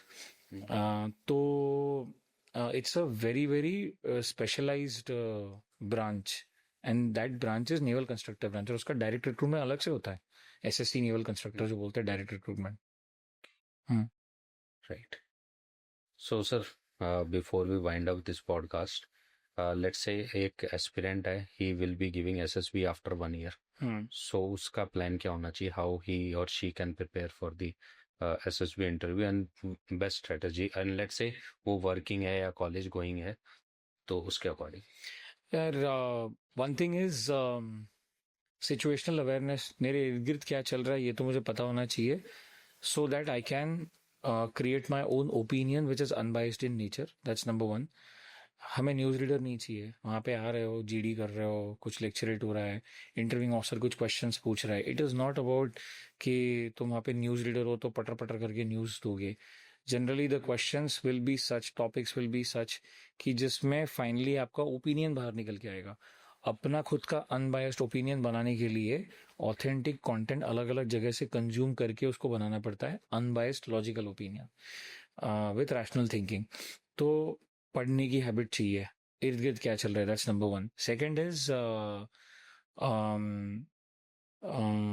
other than this, second is for working professionals that you asked, दिन का 1 घंटा, 1.5 घंटा, 2 घंटा तो यार you have to give on your physical fitness. ठीक है। अभी मैं गया था सैनिक स्कूल बीजापुर में, इनफैक्ट बच्चे भी आते रहते हैं यहाँ पे मीटअप्स के लिए, बैंगलोर में भी मेरे ऑफिस में। तो स्टूडेंट्स, वहाँ पे एक बार बोला था मैंने उन लोगों की, अगर आज तुमने पसीना नहीं बहाया तो खाना मत खाओ, पसीना नहीं बहाया तो खाना मत खाओ। You have to give some amount of time to yourself also, that will take care of all the things where your body limb coordination will be tested, जिसको तुम फिजिकल फिटनेस टेस्ट बोलते हो। तो वो सब वहाँ पे test हो जाएगा। पुशअप्स लगाना है, सिटअप्स लगाना है, दौड़ना है, भागना है, चिनअप्स करने हैं, रस्सी चढ़ जाओगे। तो ये सारी चीज़ें you have to keep do it on a daily basis. इसके लिए किसी को बोलने की ज़रूरत नहीं है। मतलब it's not about somebody telling you SSB में जाना है इसलिए मुझे ये करना और है। एक फ्रेंड होना चाहिए जो बताया अच्छा खाना मिलता है वहाँ पे वो मोटिवेशन होना चाहिए, है ना, कि उसलिए हो जाना है। So these two things is, I think, good enough. This is one, and second is good enough. Third is, try to discover any negative trait that you have in your personality. अगर ऐसा है तो अपने आप अंदर अपने झांक के देखे, बिकॉज इनसाइट करके एक ट्रेनेबिलिटी फैक्टर होता है which is tested at the board. तो अपने आप के बारे में कितना जानते हो, that is the trainability factor. ये देखते हैं assessors. Now this is the most difficult part according to me. क्या इसमें किसी असेसर का या किसी भी एक्सपर्ट की हेल्प ली जा सकती है, या फिर मेरे को ये हैबिट खुद ही डेवलप करने के I can introspect my self? देखो मैं वही बोल रहा हूँ ना कि दिन ब दिन आके मैं सोशल मीडिया पे सुनता हूँ एसएसबी भोपाल के जीडी टॉपिक्स की लिस्ट बन चुकी है, चाहिए तो यहाँ मैच कर देना, ये कर देना, वो कर देना। आओ बच्चों, मैं तुम्हें बताऊंगा टेलीग्राम ग्रुप पे स्टेज 1 की स्टोरी कैसे लिखते हैं, टैट में स्टोरीज क्या लिखते हैं। In fact, student remember their bad sentences, they just cram it. Whatever it is, see, it's not about remembering the bad sentences. What bad words came with those pictures and what were the correlated SRTs. Battery तो तुम्हें नहीं पता होगी exactly, वो तो एक psychologist को ही पता है। DIPR की बनाई भी बैटरी है, battery is a battery because it's correlated with each other, things are correlated. Let's be very practical. तो तुम्हें असेसर की जरूरत इसलिए चाहिए ताकि वो तुम्हें ये मार्गदर्शन कर सके, एक्स असेसर, कि कचरा क्या है, क्या मिथ है, या किन चीजों का मिथ ऑलरेडी तुम्हारे दिमाग में हो, उसको तोड़ो ताकि तुम्हारा देखने का नजरिया चेंज हो। जो ओरिजिनलिटी लॉस्ट हो जाती है, you lose the originality because of the myth which is floating around here and there. Otherwise अगर ये यूट्यूब का और सोशल मीडिया का जमाना नहीं था तो 1956 में OLQs की डेफिनेशन स्टैंडर्डाइज हुई थी एंड टेस्ट आर स्टैंडर्डाइज्ड। ठीक है, तो ये टेस्ट और तरीका, ये ऐसा कुछ चेंज तो नहीं हुआ है एसएसबी में, जो पहले से था वो ऐसे ही चलता है। स्क्रीनिंग एंड ऐड हुआ है, that's okay, screening and add हुआ है, but I am talking about the original meet stage 2 जिस पे एक्चुअल असेसमेंट बेस्ड है, वो तो चेंज हुआ नहीं है। तो अगर ये यूट्यूब के जमाने के पहले वाली एसएसबी होती, जब हमने दिया था, जब पता नहीं था, मैं यार कुछ नहीं मालूम था मैं एसएसबी के बारे में, मैं तो कश्मीर से आया था, तो we were struggling for basic internet also there. तो तब क्या बोर्ड हुए नहीं, तब क्या ऑफिसर्स रिकमेंड हुए नहीं, तब क्या ऑफिसर्स बने नहीं, धुआंधार धुरंधर ऑफिसर्स तब भी दिए, पैदा किए यार हम लोगों ने, चुन के निकाला है, देखा है, it is a selection board. तब गलत नहीं हुआ, ऐसा नहीं हुआ कि मतलब तुम्हें कुछ नहीं पता था एसएसबी के बारे में तो तुम गलत कर दोगे और फिर तुम रिकमेंड नहीं होगे, ऐसा तब तो नहीं था। आज इसकी ज्यादा जरूरत इसलिए है ताकि जो दिमाग में हजार चीजें भर गई ना सर, फिर वो बॉम्ब निकालने वाला कमांड टास्क नहीं मिला तो फिर मैं रिकमेंड नहीं हुआ क्या, राइट? तो ये चीजें ना हो तुम्हारे दिमाग में, that is why you need the assessor और ex SSB assessor today who will be able to tell you or rather help you differentiate क्या सही है, क्या गलत है, क्या मिथ है, क्या नहीं है, और तुम्हारा वो ओरिएंटेशन, वो आउटलुक चेंज हो, अपने आप वो इनसाइट तुम्हें पता चलेगा धीरे धीरे। So what do you feel like, for example, there is a candidate, वो एक kind of mock SSB session लेता है आपके साथ, मान लेते हैं हाइपोथेटिकल सिचुएशन कि आपने उसको कोई इंस्ट्रक्शन नहीं दी और वो मॉक GTO कर रहा है इन फ्रंट ऑफ आपके, that is better way to find out कि वो कहाँ कहाँ पे मिस्टेक कर रहा है, और it should be like a normally जैसे हमारी क्लासरूम चलती हैं, जैसे first you will explain all the concepts of the GTO and then you will analyse, which one is you consider best? देख, कॉन्सेप्ट्स ऑफ GTO तो मैंने आज तक कभी पढ़ाया नहीं मेरी क्लास में, क्योंकि मुझे दूसरों को GTO नहीं बनाना। मैं ये जरूर बताता हूँ कि स्टैंडर्डाइज्ड इंस्ट्रक्शंस क्या होता है, कि मुझे इस पर्टिकुलर टास्क में करना क्या है और इस टास्क की सेटिंग क्या होती है। फिर उसके बाद में जो ग्रुप टेस्टिंग थियरी है, वो चीज इस पर्टिकुलर टास्क पे फाइंडिंग द राइट फिट क्या एप्लीकेबल है, that's the task setting. And this third, GTO देखना क्या चाहता है। अब तुम खुद बता दो, खुद देख लो, खुद जान जाओ, इनसाइट अपने आप ही आएगा कि GTO देखना क्या चाहता है, क्या देखना चाह रहा है, और मेरा गैप कहाँ पे है। अगर मैं उस गैप को भर दूंगा तो मेरी प्रोबेबिलिटी बहुत ज्यादा बढ़ जाएगी रिकमेंड होने की। मैंने हमेशा से ये किया है 5 साल से। If a candidate who is from arts background, for example, and saying cantilever बनाओ, ये बनाओ, is that okay for you? GTO task करने के लिए कोई स्पेशलाइज्ड नॉलेज नहीं होना चाहिए, आर्ट्स, कॉमर्स, इंजीनियरिंग कुछ भी हो जाए। नहीं, बट वो क्योंकि cantilever is something that is related to engineering. ऐसा नहीं है, that's wrong. Our student will it is common sense, it is common sense, it's not about cantilever. Art student की बात नहीं कर रहा मैं। Cantilever is a word you will know और यू शुड नो जब तुमने सिंपल मशीन्स पढ़े थे। CBSE के टेक्स्ट बुक्स में देखो, स्टेट गवर्नमेंट के साइंस के टेक्स्ट बुक्स में देखो, सिंपल मशीन वहां पढ़ा था, class A lever, B lever. Lever is okay sir, I am not saying कि वो तो कैंटिलीवर भी तो वही हो गया ना। I am just saying if that is using terminology as a cantilever, that is fine for you. It's okay. I am not even interested in terminology. It is more about तुमने किया क्या वहां पे जुगाड़. It's about that practical intelligence. It is not a test of cantilever. और अगर cantilever बनाने का ही टेस्ट होता तो सारे सिविल इंजीनियर्स आर्किटेक्ट्स बहुत धुआंधार कैंटिलीवर्स बना देंगे ना अपनी डिजाइन मेथोडोलॉजीज को लगा करके. तो फिर इंडियन आर्म फोर्सेस में सारे ऑफिसर्स सिविल इंजीनियर्स और आर्किटेक्ट्स ही होनी चाहिए. It is not a test of making cantilever. It is something else. It is group effectiveness. और arts commerce science engineering background ये सब कोई फर्क नहीं पड़ता. और एज फार एज जीटीओ को उसकी बात कर रहे थे ना हम लोग, बहुत ही बड़े बड़े अक्षरों में पहले ही दिन सिखाया जाता है to do a GTO task when you are designing one. You don't need to have any specialised knowledge. Task वैसे डिजाइन होता है. यही एसिड टेस्ट होता है जीटीओ का कि मुझे टास्क डिजाइन कैसे करना है. Because to do that one particular task you need not have any specialised knowledge. ये प्रीरिक्विजिट और प्राइमरी रिक्वायरमेंट है ग्रुप सिचुएशनल टास्क का. ये सबसे इंपॉर्टेंट चीज है. तो इसमें आर्ट्स कॉमर्स की बात नहीं है. It has zero relevance, zero value. It is about your presence of mind और जुगाड़ दिमाग कैसे लगाया वहां पे. तो देख के समझ में आएगा. सर जुगाड़ यात्रा करके एक किताब है, पढ़ के देखना कभी.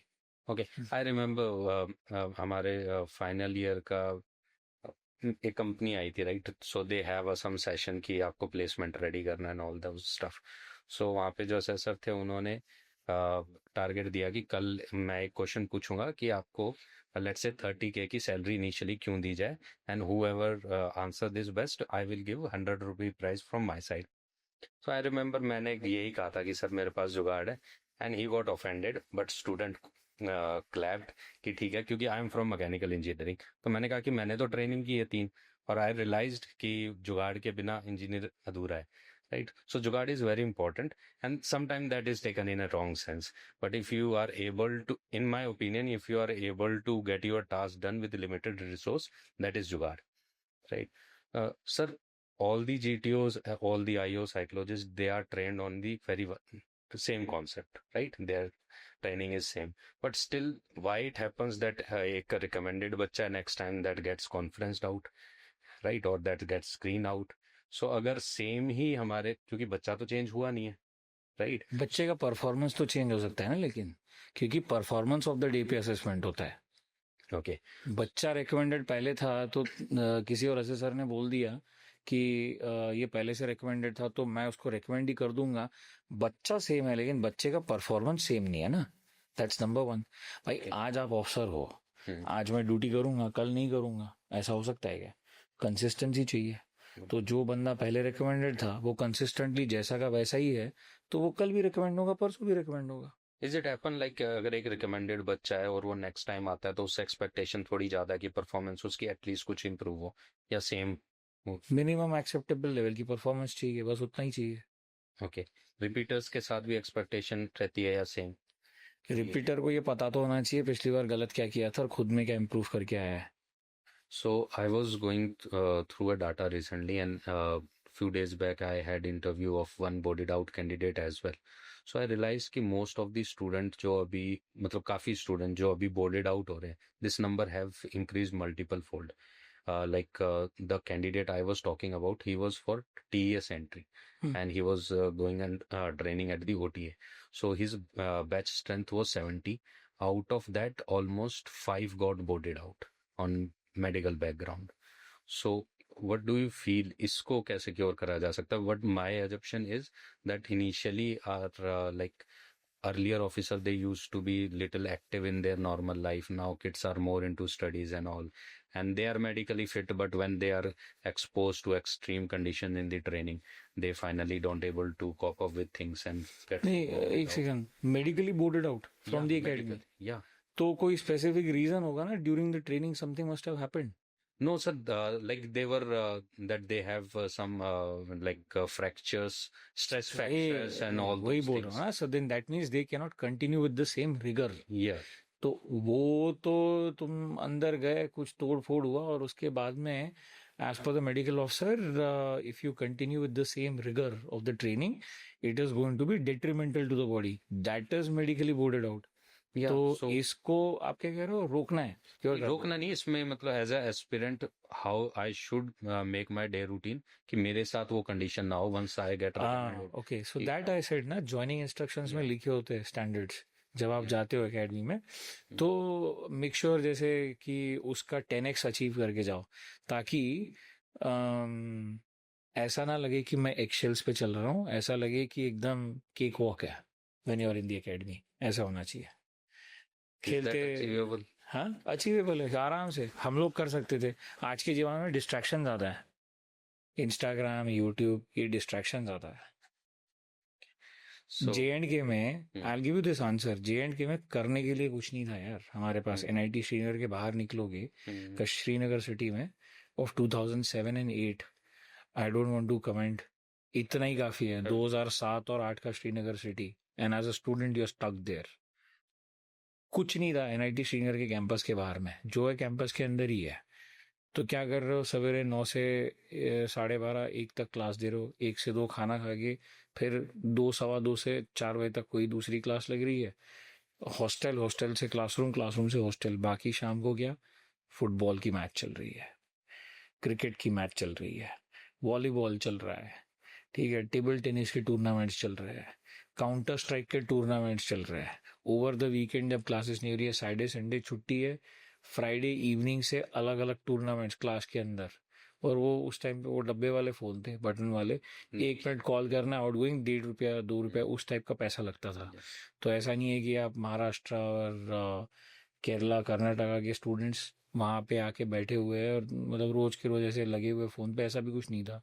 और वो भी नहीं था कुछ, कोई there was nothing like access to social media, वैसा नहीं था वहाँ पे। उस ऑर्कुट का जमाना था उस टाइम पे, फेसबुक का जमाना नहीं था। तो what was your time pass यार? दिस, चोट खाओ, हाथ पैर तोड़ना है तोड़ो, जमीन पे आके करो। कबड्डी चल रही है, हमारे तो मेरे क्लास, मेरे तो कोर्स में एक वो भी था, एक कराटे इंस्ट्रक्टर था मेरे क्लास में, बचपन से उसने काफ़ी कराटे वगैरह सीख रखी थी। तो वो भी कराता था। स्पोर्ट्स के फेस्ट हो रहे हैं, उसमें आग लगा दी कहीं पे, उसको तोड़ रहे हो एंड ऑल दैट, यही सब करना था यार। और करने के लिए गया था वहाँ पे। And the best was, I still cherish counter strike के टूर्नामेंट्स। लैन, कॉलेज के लैन पे 20-20 लोग, 25-25 लोग, काउंटर स्ट्राइक की टूर्नामेंट चल रही है। तो आई एम सेइंग कि the distraction is too much, and why can't you achieve? क्यों नहीं कर सकते? कर सकते हो अचीव। करने के लिए होगा ना तो सब कुछ अचीव कर लोगे। तुम्हारे अंदर होना चाहिए, उसको हम लोग बोलते हैं fixedness of purpose, mental concentration, strength of will. ये 3 चीजें नहीं है तो नहीं कर पाओगे। पहले पर्पस डिफाइन करो, ये बहुत इंपॉर्टेंट है। क्रॉस कंट्री कितनी रेगुलरली होती है नेवल एकेडमी में? Like what is the frequency? यार इट्स अ बैनर है, वो बैनर के लिए प्रैक्टिस स्टार्ट होती है, एक बार वो खत्म होगा फिर कैंप्स में जाओगे। कितने रेगुलरली नहीं होता, एक एकेडमी क्रॉस कंट्री होती है, उसके पहले सिर्फ प्रैक्टिस होती है। स्क्वाड्रन, कौन सा स्क्वाड्रन बैनर जीतेगा, इज्जत दाव पे लगती है हर एक कैडेट की वहाँ पे, कि हाँ, because it is again the enclosure wise ना, तुम्हारे कितने आए, कौन से इंक्लोजर है, पॉइंट्स कैलकुलेट होंगे, उसके हिसाब से कौन सा स्क्वाड्रन बैनर लिखे गया।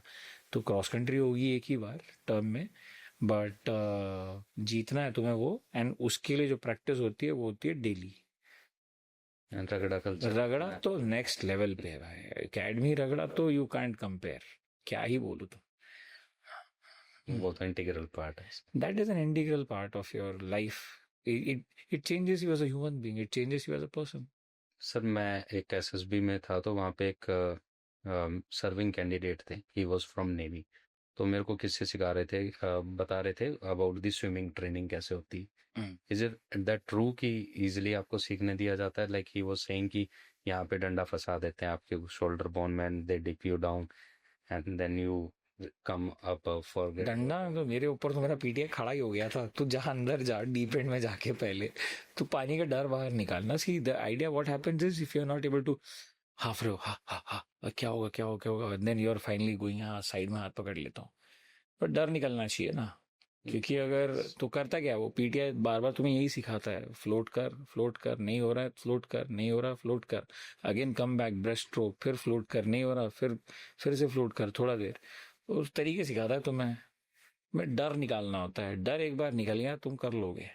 It's about that, you have to find that one sweet spot. और पीटीआई बार में यही करता है, मेरे को ऐसी सिखाई थी, चढ़ गया था मेरे ऊपर, तू पानी पी अंदर जाके पहले, मरने नहीं देगा यार कोई, तुम्हें कुछ होगा नहीं। इट्स जस्ट दैट कि वो you have to push that limit, थोड़ा सा लिमिट पुश करना होता है। And these are instructors, physical training instructor है, मतलब इंस्ट्रक्शन कैसे देना है उसकी ट्रेनिंग लेने गया था पीटी स्कूल में। तो वो लोग भी तो यार बाल सफेद है, ऐसे थोड़ी मुंह उठा के, जिन्होंने भी उनको महारथी बनाया है उन्हें पता है इंसान को कैसे वो बोतल में उतारना है, उसको कहाँ से, you have to polish the person ना, इन्हें पता है पॉलिश कैसे लगाना है, इतने सालों से करते आ रहे हैं। अगर सर कोई इस पॉडकास्ट को पेरेंट देख रहा है and they want their kid to land in the arm forces, और अभी वो छोटे ही बच्चे, राइट, तो क्या एज अ पेरेंट एडवाइस है कि वो उनकी अपब्रिंगिंग किस तरह से करें, एंड फॉर अ स्टूडेंट कि उनको क्या पर्क्स हैं to join the arm forces, और एग्जैक्टली किस तरह की आपका करेक्टर है, कैसी आपकी पर्सनैलिटी है, तो आपको ज्वाइन करनी चाहिए आर्म फोर्सेस। देखो इसका पेरेंट्स के लिए क्या एडवाइस ना, पहला ये है कि first things first, see it is the value system जो हम दे रहे हैं ना बच्चों को, तो वैल्यू सिस्टम मैं ये क्वेश्चन का आंसर मैं उस नज़रिए से दूंगा जिस नज़रिए से मेरी माताजी ने मुझे वैल्यू सिस्टम दिया है। मेरे नाम में मेरे माताजी का नाम है। I know that's. तो यवतमाल बड़ी छोटी सी जगह है, ठीक है, बहुत छोटी जगह, आज भी बहुत छोटी सी जगह। अब उसका नक्शे पे नाम आएगा क्योंकि वहाँ से ब्रॉड गेज रेलवे ट्रैक जा रही है, तब तक तो गांव ही था। तो समर वेकेशंस में वो चलती थी, मॉर्निंग वॉक्स के लिए जा रहे हैं, ये कर रहे वो कर रहे, it use to be a very big thing. लोग आ रहे हैं इधर उधर, फिल्टर है, छोटी सी हिल है, पानी का फिल्टर है, वहाँ जा रहे हैं, कसरत हो रही है, ये हो रहा है वो हो रहा है, काफ़ी मतलब गांव में देखा होगा। तो वो मुझे सवेरे लेके जाती थी, मुझे बोलती थी कि देर आर एक पर्टिकुलर डिस्टेंस पे स्ट्रीट लाइट्स लगी हुई है, तो मुझे बोलती थी कि थर्ड स्ट्रीट लाइट को टच करके वापस आना है, तब तक मैं आगे आ रही हूँ। तो शी इज टू वॉक, मैं जा रहा हूँ, टच करके वापस आ रहा हूँ, अरे 2 ही हुए, गो बैक अगेन। तो हमने, अरे अभी तो 3 ही थे, oh you came ahead, so you are playing with me, very nice, good, keep how playing. Old you were when she I was in class 4th 5th, तब से ये। My mother was bachelor's in physical education. Okay. She had done her master's in history and English honors. And law complete नहीं कर पाए बेटा। तो she is very good. She is very good at English. She is very good at history. Knowledge was very thorough. I mean, I owe everything that is there in me, I owe it to her. तो and please she was in NCC, SUO थी NCC में। Okay. कवायद आती है वो, मतलब बहुत तगड़ा था उनका। तो ये वहां से स्टार्ट हुआ। आपने एनसीसी ली फिर? ना मैं कहा, कौन सा 10वीं 12वीं का सीधे एनआईटी में कौन सा एनसीसी था, वो तो फौज में भी नहीं आना था यार, मैं कहा सोच के थोड़ी आया था कि फौज में जाऊंगा। तो घूमने जा रहा हूँ, देखेंगे बाकी का बाद में, फ्री में जाके नहीं मिल रहा है कोयम्बतूर, और क्या चाहिए, दैट वाज द थिंग है। Because when I appeared for my SSB तब मेरी माँ नहीं थी, तो when I that time I was, मतलब मेरे माँ बाप नहीं थे एंड मेरे सिबलिंग्स भी नहीं है, तो मैं तो ऐसे ही हंसी मजाक करने गया था, दोस्त यार कुछ ये वो, कुछ पैसा वैसा मिल रहा है, फ्री में घूम फिर के आना है, ऐसे ही गया था मैं एसएसबी देने। तो that is one. Second is, तो ये वैल्यू सिस्टम जो है ना, ये कल्टीवेशन, ये वो घर के सिस्टम वहीं से आता है, दैट्स देयर। सेकंड इज ये सोशल मीडिया यूनिवर्सिटी के अलावा, how the kid is consuming the knowledge ना, ऑथेंटिक इंफॉर्मेशन, एंड उसको कैसे प्रोसेस करके इंसान अपना ओपिनियन बनाता है चीज़ों को लेकर के, what is happening in and around you, nationally internationally. तो वो एक रीडिंग हैबिट्स थी मम्मी की दी हुई मेरे को, कंपटीशन सक्सेस रिव्यू पढ़ो, कंपटीशन रिफ्रेशर पढ़ो, जीके टुडे पढ़ो, जीके रिफ्रेशर पढ़ो, फ्रंट लाइन पढ़ो, उसके बाद इंडिया टुडे पढ़ो, मैगजीन जब पढ़ो पता तो चलेगा क्या है क्या नहीं लिखा है एंड ऑल दैट। तो वैसे ही फिर वो आदत बन गई, वो महीने का सब्सक्रिप्शन, साल का सब्सक्रिप्शन आ रहा है, पढ़ रहे हो तुम बैठ के, हाँ क्या चल रहा है ये, other than whatever you have learned as a part of your school curriculum और कॉलेज करिकुलम, ये चाहिए।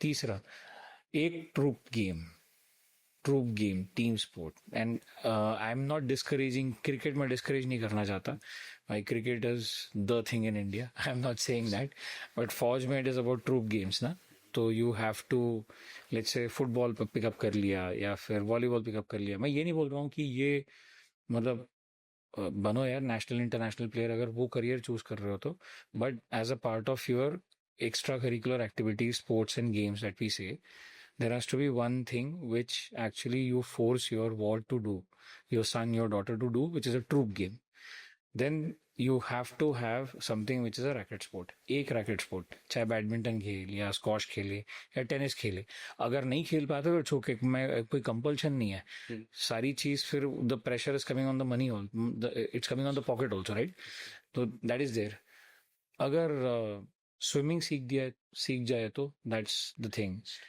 देन इसके अलावा one thing is there has to be something which is an adventure outlook कुछ एडवेंचर पे जैसे यवतमाल में हमारे लिए एडवेंचर यही था वो सेकंड वाली हिल है वहां पे चढ़ के जाना है वापस आना है और वहां पे फॉरेस्ट डिपार्टमेंट का बिट्टिया वाघ था तो उसको बंद करके रखा था वाघ इज बेसिकली टाइगर तो वहां चढ़ के ये ट्रैक करके वहां तक जाना है फिर वहां नीचे उतरना है फिर वो बिट्टिया वाघ दिखेगा उसको देख के वापस आना है तो वो अंदर बैठा रहता था हम उसको आवाज देते थे ए बिट्टिया बाहर है तो थोड़ी वहां पे आधे घंटे खड़े वापस हो गया ट्रैक करके वापस जाने का टाइम है कब बाहर निकलेगा बचपन से हम ऐसे देखते थे तो वो ट्रैकिंग अब वो ट्रैकिंग जाना है जाके आने में 3 घंटा लगेगा 2 घंटा लगेगा 1.5 घंटा लगेगा क्या टाइम लगेगा उतना वहां से आ रहे हो फिर टाइम है ये पानी भी होना चाहिए खाना भी होना चाहिए पैक कर लिया अपना वैसे जो सोचते थे उस टाइम पे some exposure to some kind of an adventure activity something अगर हुआ तो ठीक है नहीं हुआ तो ठीक है क्योंकि वहां पे ना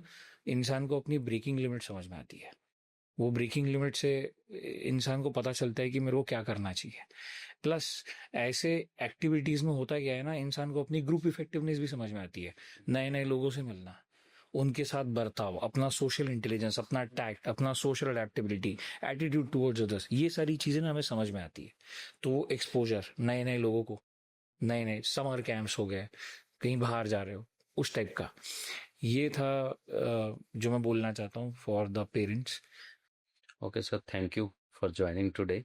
It was great talk to you, and we will looking forward to bring you again on the podcast. And obviously, that time question will be different, and I think they will be useful for the aspirant and for the parents to choose a career option for their kids. Thank you, sir.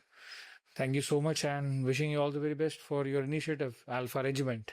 Yes, sir. Thank you.